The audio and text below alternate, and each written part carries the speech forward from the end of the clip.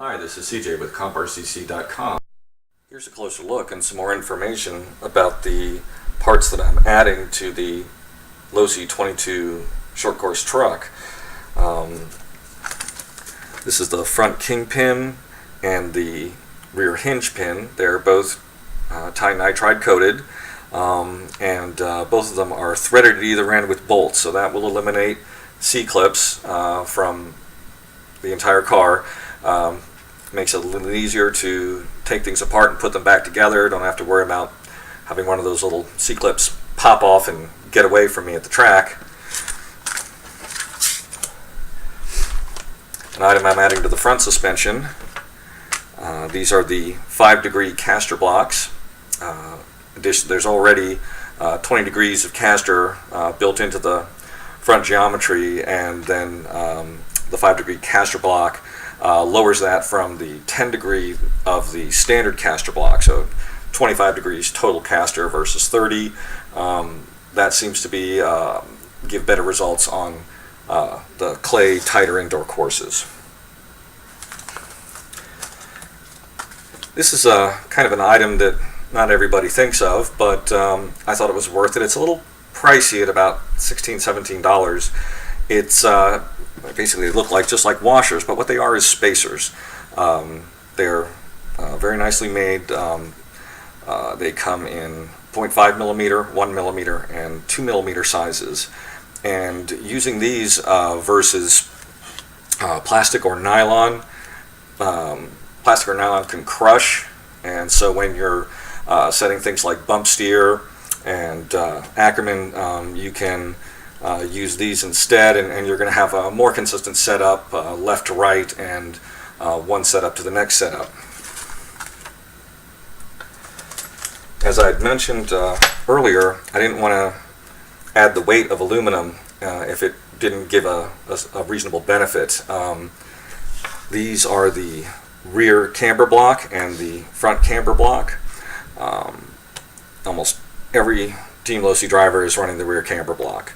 And that goes for their buggies, the short course truck, the stadium truck. So I opted for that item as well as for the front. Most drivers are adding a little bit of weight to the front end. This is one of the parts they sometimes put in to get that little bit of extra weight, because this adds about 5 grams, switching from the plastic item. Another advantage I thought for both of these is that because it's aluminum and they're pre-tapped and threaded, that I'm not going to, tear the plastic threads over time,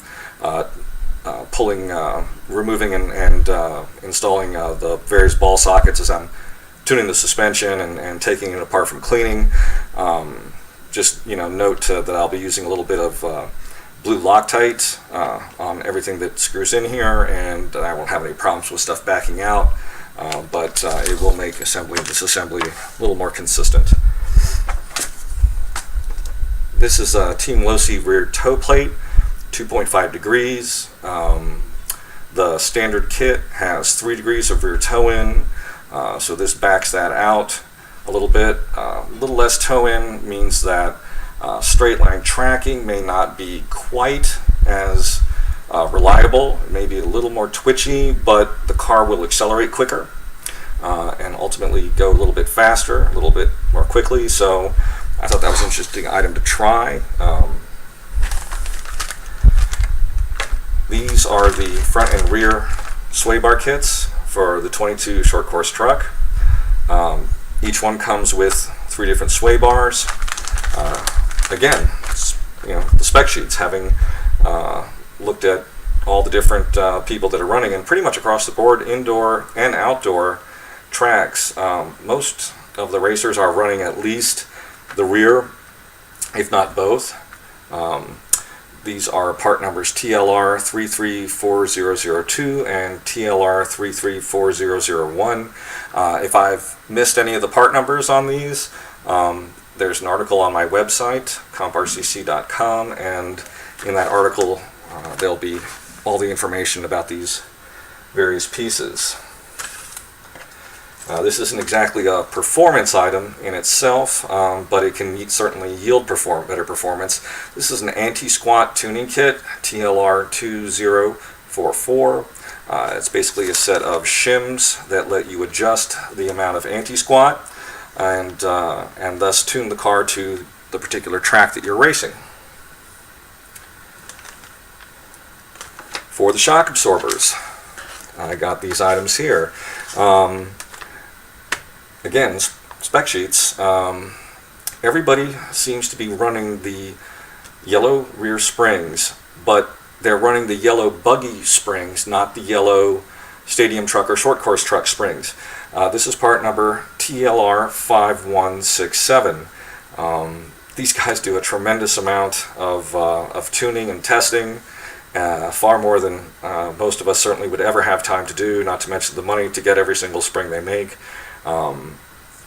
They are running this spring on all conditions, so that is something I definitely wanted to put in my initial build. And again, another spec sheet item, the blue, this is for the 22T, which is the stadium truck. This is for the front, that is TLR 5183. This is a set of low friction shock shaft O-rings, TLR 5074. It does state in the literature on this item that you will have to rebuild your shocks a little more frequently. They are going to seep a little bit more around the shock shaft, but there's a definite advantage in the reduced friction, and anything you can do to reduce friction and stiction, as it's called in the shock absorbers, certainly makes the suspension perform the way it's supposed to. To that end, CNC machined shock pistons. These are 2-hole piston. CNC machining makes these as circularly perfect as is possible for making such a small piece of plastic. 2-hole versus the 4. 2-hole gives a little bit more pack, which means when the car comes down off a jump and the suspension is suddenly compressed, it doesn't want to bottom out. It builds up that little bit of extra pressure and stiffens up a little bit more initially. It still collapses all the way, but at first impact, it resists a little more. In fact, it's become so popular to do the 2-hole that some racers are taking their existing 4 holes, gluing the 2 shut, and then slightly enlarging two other holes to get this same effect. This is part number TLR 233008. And that finishes off the shock changes. This is the Racer's Edge steering servo horn that I mentioned earlier, and again, TLR makes a nice one as well. They were just out of stock. This is part number 10380B. Some aluminum wheel nuts.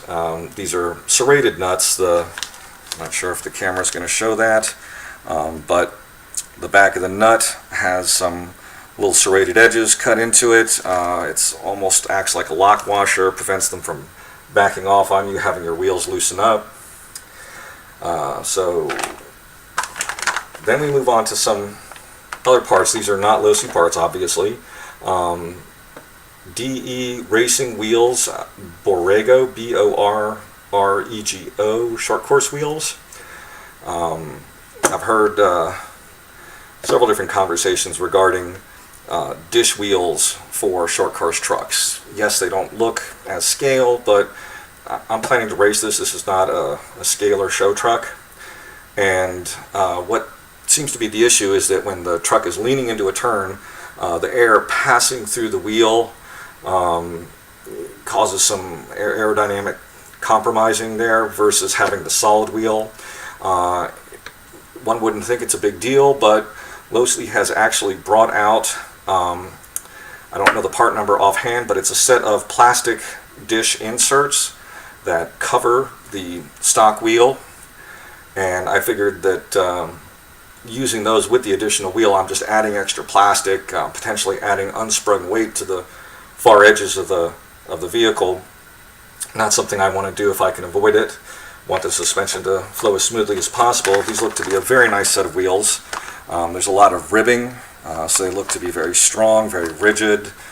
Standard 12mm hex, and again, these are specifically for the 22 SCT or the 10 SCTE.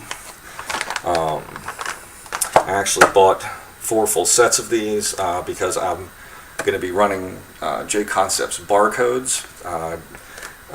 I bought 4 sets of barcodes, starting with their super soft compound, because at this time of the year it's very, very cold, and I wanted to get as much traction as possible in spite of the low temperatures, and then went upwards incrementally in tire compound.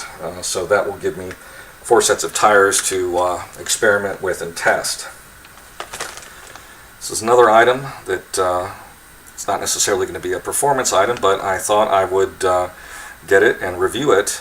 This is the Proline extended front and rear body mount for the XXX SCT and the 22 SCT. Now what this does is it acts like a standard body mount, but these large top pieces have a little threaded pin which you would attach in, and then a large plastic nut that screws in from above. So the hole in the body is much smaller, and the body's actually being clamped in between this large flat surface here and the large surface of the nut. It may make the body a little less resistant to tearing, and make the body stay a little more in place, a little less flapping around. I thought I'd give these a try. And lastly, we have the Savox SC1233SG.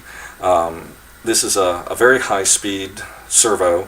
It's got reasonable torque, certainly good enough torque for a 2-wheel drive short course truck. If I was building 4-wheel drive, I might go with something else, but this has a speed time of, I believe it's 0.07 seconds. It's extremely fast servo.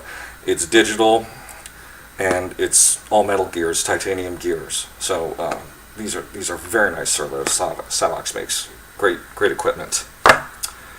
So that basically does it for the parts that I'm adding to the kit, and setting aside the parts that came with it that these will replace. My next video will be covering the build of the car and putting all these pieces into the car as it gets assembled. And after that, I will have a video on the first couple test runs of the car, tuning it, and then have a video of it going out to the track and being raced. So hopefully we'll have some decent outcomes there. I hope you've enjoyed the video. I hope you've gotten some information, maybe seen a few items that you want to add to your 22 SCT. Please give me a like if you enjoyed the video. Also, please go to our website, comprcc.com, and there you'll find an article which lists all of these items, and all of the part numbers will be there. So if I neglected to give you any of the part numbers as I was going through all this, you'll find a full list there, and any other information that I can add to the article that I can't squeeze into a video.